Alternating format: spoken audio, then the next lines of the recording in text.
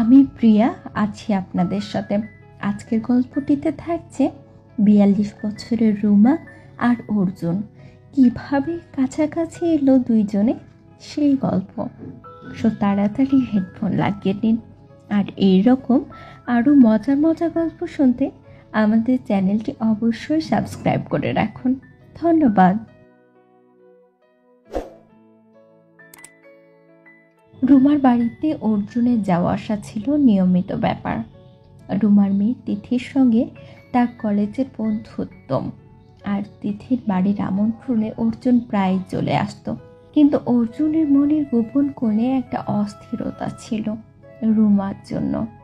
৪২ বছরের রুমা, তিথির মা, ছিলেন এমন এক নারী যার শাড়িতে ঢাকা পরিপক্ক শরীর, গভীর চোখ আর মিষ্টি হাসি যে কোনো তরুণের মনে ঝড় তুলতে পারত।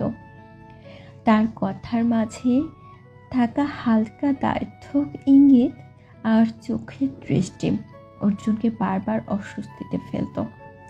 কিন্তু সেই অস্বস্তির মাঝেই একটা নিষিদ্ধ টান জন্ম নিয়েছিল।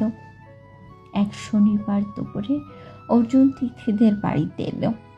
তিথি কোচিনে গেছে, আর বাড়িতে রুমা ছাড়া কেউ নেই। অর্জুন দরজার বেল টিপতেই রুমা দরজা খুললেন। হালকা নীল শাড়িতে তাকে দেখে অর্জুনের শ্বাস যেন আটকে গেল।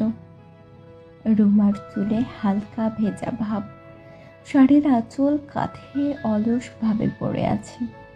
আরে অর্জুন, তিথি তো নেই, তবু ভেতরে আয়। রুমার মিষ্টি হাসি আর গভীর চোখ অর্জুনকে কাছে টেনে নিল। অর্জুন সোফায় বসলো, কিন্তু তার চোখ বারবার রান্নাঘরের দিকে যাচ্ছিল, যেখানে রুমা কাজ করছিলেন। কিছুক্ষণ পর রুমা ডাকলেন, অর্জুন একটু সাহায্য করো না, আমি তো একা পারছি না। অর্জুন উঠে রান্নাঘরে গেল। রুমা কাউন্টারে দাঁড়িয়ে সবজি কাটছিলেন। তার শাড়ির আঁচল সামান্য সরে গেছে। তাকে দেখে বলল, এই পেঁয়াজগুলো কেটে দেন, আমার চোখ জ্বলছে। তার কণ্ঠে একটা কোমল ইঙ্গিত। অর্জুন কাউন্টারের পাশে দাঁড়ালো। রুমার শাড়ির হালকা গন্ধ আর কাছাকাছি থাকার উষ্ণতা তাকে উত্তেজিত করে তুলছিল। তারপর অর্জুন হেসে বলল, আপনি একা এত কিছু করেন কি করে আন্টি?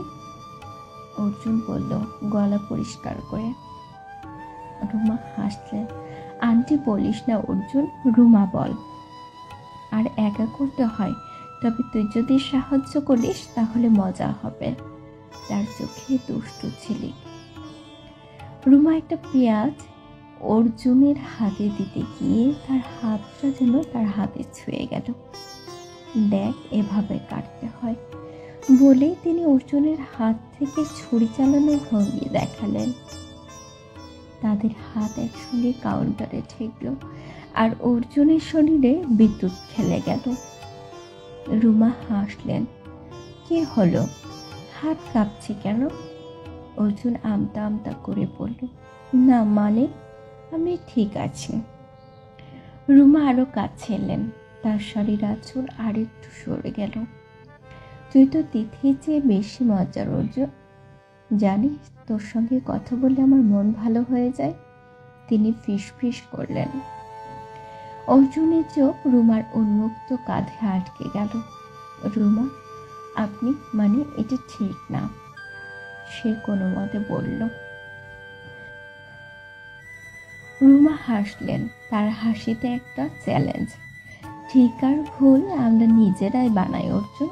তুই কি কখনো কিছু চাসনি যা নিষিদ্ধ? তিনি অর্জুনের হাতে হালকা চাপ দিলেন। তার শাড়ির মধ্যে অর্জুনকে ঘিরে ফেলল। রান্নাঘরের মৃদু আলোয় আর তাদের ছায়া একাকার হয়ে যাচ্ছিল। অর্জুনের মন বলছিল, থাম, এটা তিথির মা। কিন্তু তার শরীর তার কোনো কথাই শুনছিল না।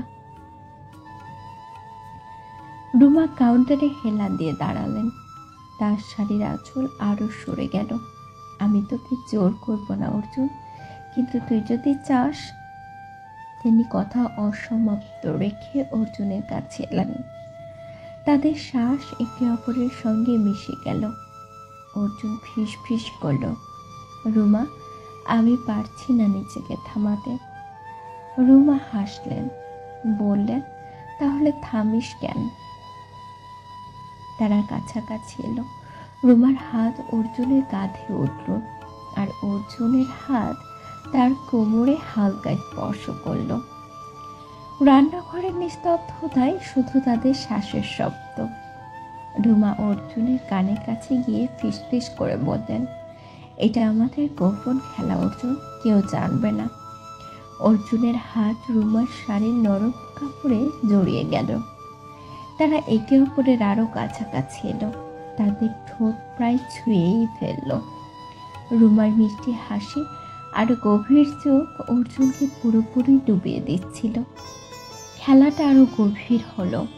রুমা অর্জুনের গালে হালকা ছুঁয়ে ফিসফিস করলে, তুই জানিস, আমি অনেকদিন পর এমন কিছু অনুভব করছি। অর্জুনের হাত তার কোমর থেকে পিঠে উঠল, আর রুমা হালকা শিউরে উঠলেন।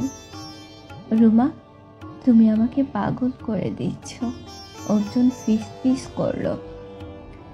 তারা একে অপরকে জড়িয়ে ধরল। রান্নাঘরের কাউন্টারে হেলান দিয়ে রুমার শাড়ির আঁচল পুরোপুরি সরে গেল, আর অর্জুনের চোখ তার পরিপক্ক সৌন্দর্যে হারিয়ে গেল। হঠাৎ দরজায় বেল বেজে উঠল। রুমা চমকে পিছিয়ে গেলেন। তার শাড়ি ঠিক করে বললেন, তিথি ফিরে এসেছে। অর্জুন দ্রুত নিজেকে সামনে নিল। তার চোখ মুখ লাল হয়ে গেছে। রুমা হাসলেন, বললেন, আমাদের খেলা এখানেই থামলো অর্জুন, কিন্তু মনে রাখ, এটা আমাদের গোপন। তিনি দরজার দিকে গেলেন। তিথি ঘরে ঢুকে বলল, অর্জুন, তুই এখানে? মা, তুমি কি করছিলে? রুমা হাসলেন, বললেন, তোর বন্ধুকে দিয়ে পেঁয়াজ কাটাচ্ছিলাম। তিথি হেসে চলে গেল, কিন্তু অর্জুনের মন অস্থির। রুমার ছোঁয়া, তার শাড়ির গন্ধ আর ফিসফিস, সবকিছুই তার মাথা ঘুরছিল। রুমা আর অর্জুনের মধ্যে নিষিদ্ধ আকর্ষণ আরো গভীর হলো।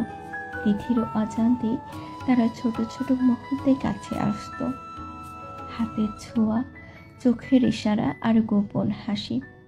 কিন্তু সমাজের নিয়ম, তিথির সঙ্গে অর্জুনের বন্ধুত্ব আর রুমার পারিবারিক জীবন তাদের পথে বাধা হয়ে দাঁড়ালো। এই গোপন খেলা কত দূর যাবে, আর তাদের এই মিলনের আগুন কি সমাজের চোখ এড়াতে পারবে, তা শুধু সময় বলে দিবে।